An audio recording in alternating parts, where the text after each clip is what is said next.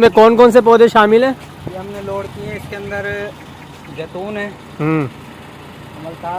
अमलतास है, चीकू है, चीकू, उसके बाद कासिया है, कासिया, उसके बाद अनार के पौधे हैं, अनार भी है, और जी और अमरूद के पौधे हैं। अमरूद भी है।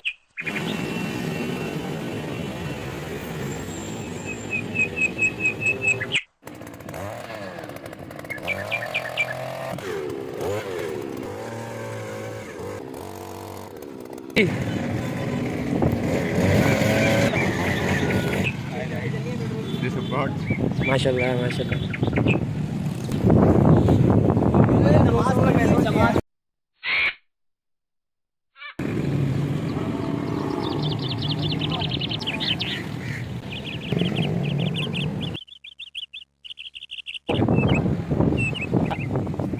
हम आप